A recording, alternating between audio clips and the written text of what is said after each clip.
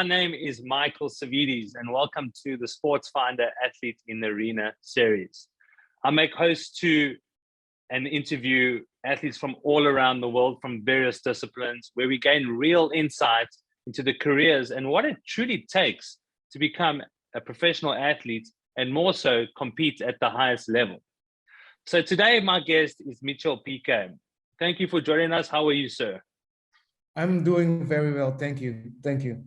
All right, cool. So Mitchell Pique, a now retired Dutch footballer who actually won the Dutch Evidentie League with Ajax Amsterdam in, I think, 2001, 2002 season, or 2000, 2001 season. And he also won the Dutch Cup with the KNVB Becker trophy. So a very well-established and successful player in his own right. And he also played for teams like Excelsior, ADO Den Haag, and Willem. So I'm so glad to have you on here. It's a real privilege for me, and thank you again for your time. So I know before we get into it, you are currently in the industry or the profession of sports management and scouting, amongst other things. And you were also an academy coach for ADO Den Haag and KV Michelin. So we will get into that. And I think it's very fascinating that you've decided to take this career path that you have. So Mitchell, the first question that I typically like to ask my guests is, having competed at the highest level and you playing a career as a left back, right? Or a left winger, as they would term it these days. Who is the player that you looked up to, who inspired you from a young age, that you maybe based your game upon? Well, there were a lot of players. When I was young, my mother was always a football supporter as well. She always watched match of the day in England. So yeah, she taught me about Pele and Maradona, and she let me watch old videotapes, VCR videotapes of them playing. So yeah, it was a little bit in the family. My father was a football player in Suriname, where I'm from. So basically, it was when I was born, he already put a ball in my crib. So yeah, I had Roberto Carlos to answer your questions. I had a couple of players, Maradona, Pele. There were a lot of players that I looked up to, especially the time when Barcelona was playing and I got a little bit older. Yeah, I had a lot of players that I looked up to. Yeah, and I can see you wearing the Barcelona shirt this evening. That's fantastic. Yeah. That's fantastic. And I think Roberto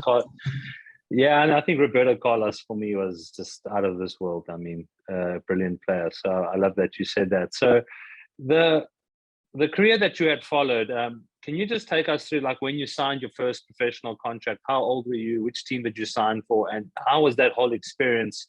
Obviously, your dream materializing in some way, shape, or form. Yeah, it went very fast. I was actually very late when I played at a professional club. Some guys started at 8-year-olds at professional clubs, and I was like 16 when Ajax asked me to join them at that time. And yeah, I was playing in the national team of Holland at 16 as the only amateur of that team. And then Ajax came very fast, and they invited me over. Went over there, played 2 years in the youth of Ajax, and they already offered me a contract. So it went very fast for me. Yeah, I mean, and the first team that you signed for, what team was that, and how was your first day training with the first team? It was Ajax. It was Ajax. I signed at Ajax. I stayed there for like 2 years. We had like under 19 team, and we were unbeatable at that time. We played with Andy van der Meijden, Kevin Bobson. We had a lot of talented players, so it was very easy for us to get contracts. And after that, I joined the first team immediately under Jan Wouters. We went to America to play a big tournament over there against Batistuta, who was playing against Fiorentina. And yeah, I saw all my legends. I was standing on the pitch against them, so it was very weird to experience that. But yeah, I had to make this switch very fast from coming from the amateurs to going into the professional side of football. Well, sticking on that note, I think that's a very interesting point, because a lot of our audience is young, aspiring football players and athletes, to be fair. What is the mentality that one needs to take to move up from a youth level to professional level at such a young age? What was it that you believe helped you get to that level and maintain that success? Well, obviously you need people beside you that are gonna help you and gonna be disciplined like you know. Sometimes your friends they have a different life. They can go out to the club. I think Boateng said it already a lot of times in interviews, like they can go out, they can go to the clubs, they can do certain things that you cannot do. So sometimes you have to tell them, no, I have to go home, or I have to study, or you know, not everybody's that strong. You don't want to disappoint your friends, and you have to be very disciplined. You know, your parents have to tell you, like, no, you cannot go, you have to stay, you have to go to bed early because you have a game or practice tomorrow. So your environment is very important. Yeah, and I think that's an important thing, and I think it can be replicated throughout your career. You need to have the right support structure around you and the right influences around you. And Yeah. especially being a young sportsman at teenage years where you want to go out, you want to party, or you want to be with your friends. And that shared discipline is obviously testament to you and the career that you had actually followed. So that's really and truly inspiring, and I love that. So having played at Ajax and actually winning the Dutch league with Ajax, how was that? Because obviously this is competing at the highest level and one of the top leagues in Europe. And you were very young at that time when you won the league. How was that experience? And like the players that you played with, what kind of mentality does a team have to actually win a league, compete? And because it all comes down to week in, week out, grinding out results. How do you actually start the league level with everyone and get to a point where you winning the league with very, very good teams against very good players? What is that whole process and journey like of actually winning the league? Yeah, it's very disciplined. I came back from FC Twente. We just won the cup, and Ajax decided to bring me back. And I thought I was a big shot now because I was on loan, and I came back winning the cup with Twente. And when I came back to Ajax, they brought more talented players, even more talented than me. So they brought in Maxwell, they brought in Zlatan Ibrahimovic, they brought in Mido. So where I thought that this is going to be my year, Ajax every year Ajax brings in quality players. So you have to give like more than 100% each season you play at a club like Ajax. And I know everybody says that, yeah, I will always give 100% because it's always start with that. But the mentality and the mindset of all the players is just like you, or maybe even better. When you go to bed, for example, at 10 o'clock, there's another player who will go to bed like 9:30 or 8:30, you know, so you're all motivating each other. It's very, very amazing. If you play with quality players around you, the level will go up instantly. No, so now you've taken me on a different approach, but I do want to follow this because obviously we all know the career that Zlatan has had, right? And when he was at Ajax, he was very young. I think that's when he started making his name for himself. Yeah. What was it like to play with a young Zlatan, and what did you learn from him at such a young age that you believe has allowed him to continue this constant career where he now is in his 40s, 40 years old, and still competing at the highest level? I think he wasn't the same, but you can still see that he has the same hunger and the same mentality, maybe even better.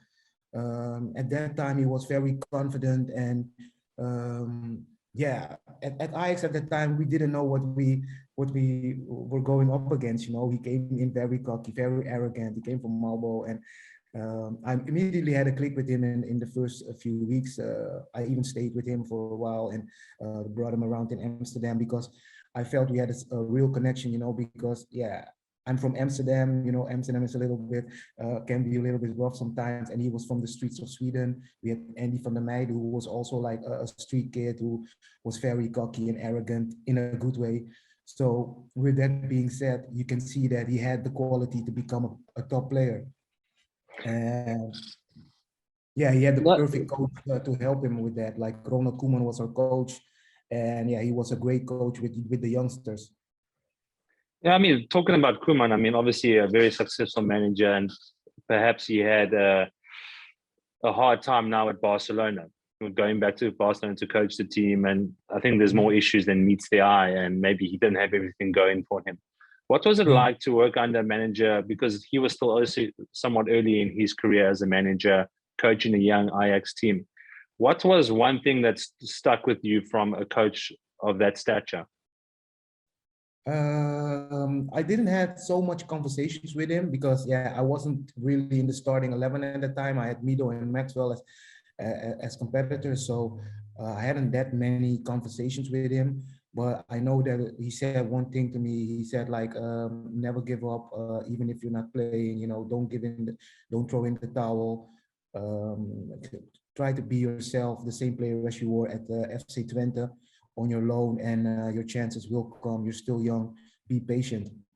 And there was some good advice. Unfortunately for me, I wasn't that patient because I wanted to go on loan because I wanted to play. I didn't want to sit on the bench.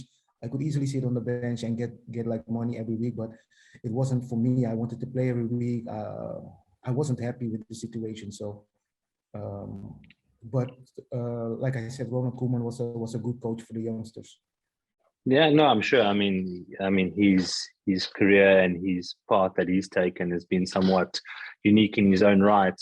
And now, obviously, being a professional football player, and I know a lot of football players, or any athlete, to be honest, have a pre-game ritual which they follow, whether it's listening to a certain song or eating a certain meal or getting into the zone some way, shape, or form. What was the ritual, the pre-game ritual that you would follow to get prepared for a game? I used to listen to music, like I used to listen to Tupac, to Biggie, to get me hyped of the game, and I used to go to the gym because normally in the locker room you have a little gym for the players, and I was in the gym with my headset doing some stretching and talking to some players who were in the same in the starting 11. You know, you have for example, I was the left back. And the left winger or the right winger, where I had a good connection with, we were together in the gym stretching and talking about how we're going to do things and talking about the game plan. That's something interesting, and I'd love to actually touch on that. And I think it's something that's often overlooked is the chemistry between partners on the pitch, whether it's the centre back and the left back, or the two centre midfielders, or in your case, the left back and the left midfielder. And I think because of the way the game has evolved, this is often overlooked and perhaps swept under the carpet, where players aren't given enough time to build this chemistry.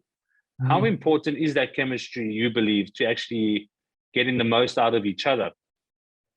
I think it's very important. Also, when I started to be a coach, I used to pay attention to those kind of things, and especially at youth teams. So sometimes the guys were doing like a warm-up, for example, and then we came inside ready to go outside, or before the game they were talking and dancing, you know, they were happy and stuff like that. So I turned off the music and then I asked them like, okay, for example, the left winger, I asked the left winger, what did you spoke about with your partner in crime on the left side? And they didn't even speak about how did they want the balls, what were we going to do when I make a move like this, go inside. When I go inside, will you do the overlap run? They didn't speak about that. They were speaking about movies. They were speaking about different things instead of building up the chemistry. So that was something as a coach I used to talk about with the youth players, you know, and it's very overlooked. So I think this is a good point to actually transition the conversation into being a coach, being an academy coach. And obviously your career was in the late 90s, early 2000s, going on from there. And I think it's often spoke about in the media and in the public eye of maybe the modern day player being too entitled or feeling like they deserve the world and actually not playing for the badge. And it's a common conversation, looking even at the state at which Manchester United is currently now, where the players are being questioned. Do they actually have the mentality? Do they have the commitment? Having coached at academy level, what are some of the learnings or training lessons you try and instill in the youth to ensure that they can actually set themselves up for success as a professional football player? To come back at your first question about while wearing the badge and stuff like that, I think that they are committed. Only the time is changing as well. Players are being used like how do you say that in a nice way? They're getting sold. They're like products. It's almost like a pawn in a chess game, right? Yeah, so how can they be loyal to the badge if the club says to them, like, after 2 years, hey, we're going to sell you because we need the money, or we're going to do a swap deal, or so players are getting very yeah, I don't know how you say that, but they're looking for themselves now because they know that the chance to play for like 10 years for one club, it's not there anymore. If a club doesn't want you anymore, they will sell you like this. So it goes both ways for me. Okay, you see, and this is often also overlooked in the media, right? People Yeah. obviously are quick to criticize the players, as well as it's quite apparent in the media that a lot of people believe, and I think what's causing this, or what's contributing to that, is the monetary aspect in which these players are getting paid now, how much these players are Mhm. actually earning. And people believe if they're getting paid so much money, they actually have no room to speak their mind or have any excuse, which is, it's nice to see your end of the spectrum. So then Yeah. obviously the second question I had for you is like, what kind of learnings do you try and instill into your players? Well, I try them to enjoy as much as they can. I try to give them an example for like the COVID situation. I remember when they told us we can't play anymore for months and they have to stay at home, so they couldn't play. I had it myself. I was injured in 2013. I had a TIA, a blood clot in my head. And yeah, I couldn't find the club. So my career was over. So I tell them, like, every moment you step on that pitch, play like it's your last time, because you never know if you get injured or there might happen something that you can't play anymore. For example, the COVID situation. So I remember when I was a coach and we had the COVID situation, and I talked to my players because we were at home and they were doing things for themselves, and they were like, "Coach, man, if we're gonna play again, I'm gonna play every game like a final. I really don't like this situation." And then we start playing football again. And in the first week, they were like going, they were hungry, and after 2 weeks, 3 weeks, it started going down again. So yeah, it's for a football player. You have to be motivated. You have to keep on pushing, like it's your last trainings day or your last game. Every game, every training is a final. And I know it's cliche, but it really is, because one big injury and it could be over for you. Yeah, and I mean, first of all, I mean, I think that's a perfect answer, and I think the audience listening will take a lot of inspiration out of that, because it is true. Being a football player, a lot of the times your career is out of your control. And Yeah. like you were saying, when you came to Ajax, you were competing with players that potentially maybe were performing at a higher level than you. So you have to sit on the bench, and you have to make that decision: do I stay or Mhm. do I go? And injuries is another thing. And there was a question that I was going to ask you. Um, Having experienced that injury, or that medical issue that you did, how did you actually get over something like that? Because this is something that a football player or any athlete will experience at least once in their career. Mhm. Well, I had a couple of setbacks in my career, but I think I have it from my mother. I'm always positive. So my mother always taught me when I was small, like, it could always be worse. There's always people around the world that have it worse. So try to see something positive out of it and try to stay positive in that kind of situation. And I always do in every situation that I'm down or in a bad situation. I'm trying to think about what my mom told me and taught me, and try to see the positive out of it, and just let God take control of it. Yeah, no, I mean, I love that. So, I mean, positivity is key, and it almost forms into laws of attraction. What you think about, you attract towards yourself. So, Yeah, I love definitely. that. And I want to get into now the scouting part of where you are in your career now. I don't know how involved you are in the scouting network now. Can you just take us through why you actually getting into scouting and how it currently is?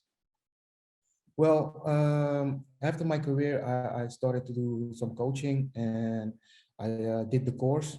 I even wanted to get my pro license to become a head coach.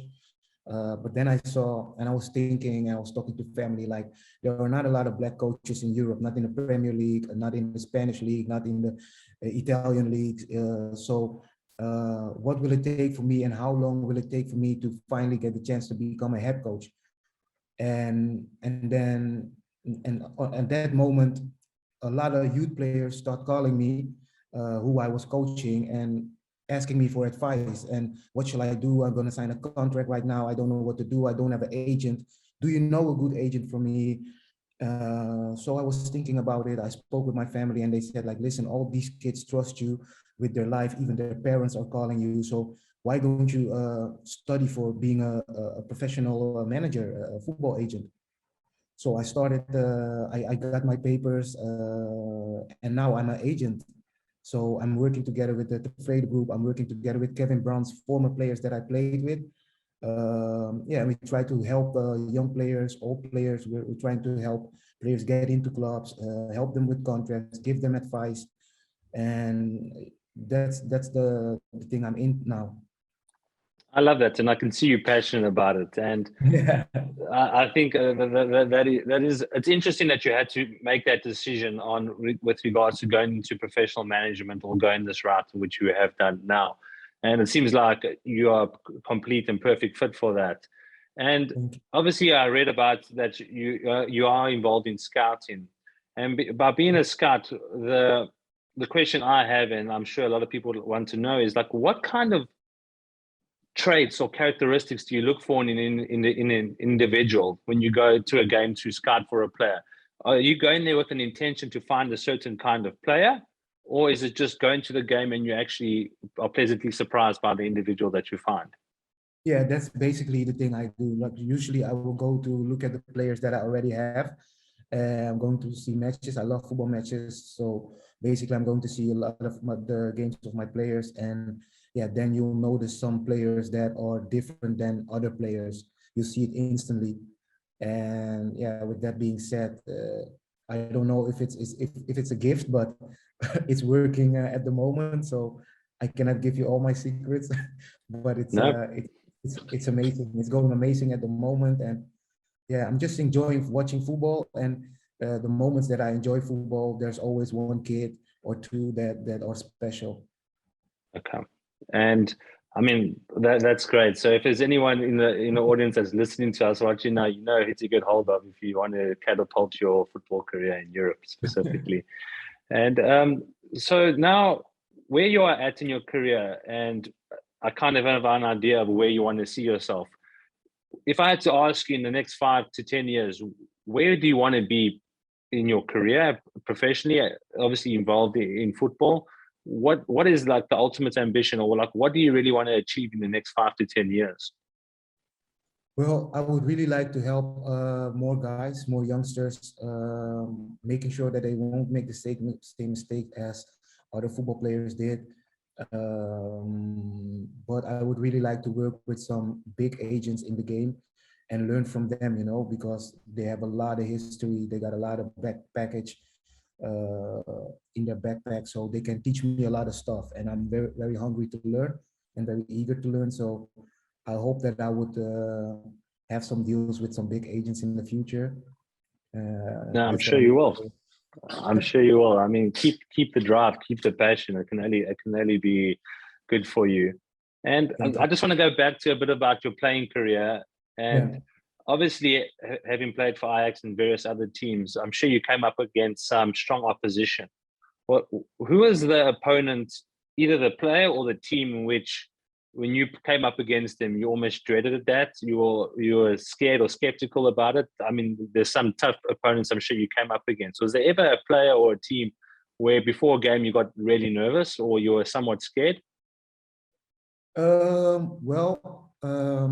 I was 19 or something, I think I was 19 or 20, and I had to go with the under 21 of Holland. And we played against Spain. We lost that match. And there was one midfielder. He's the coach of Barcelona right now. And he was really killing us. He was really killing us. You can see at that moment already that he was amazing. I played with the national team of Holland against France as a youngster. Thierry Henry was playing at that time. I think Trezeguet was playing. We lost 3-0. And during the game, I had my roommate was Ellery Cairo. He was a player from Twente and Feyenoord. And we went to the city and we lost the game. And during the match, he had some troubles with Thierry Henry and some other players. And we went to the city in Paris. We were walking down the streets and they came. So we meet them face to face. Okay, And you did.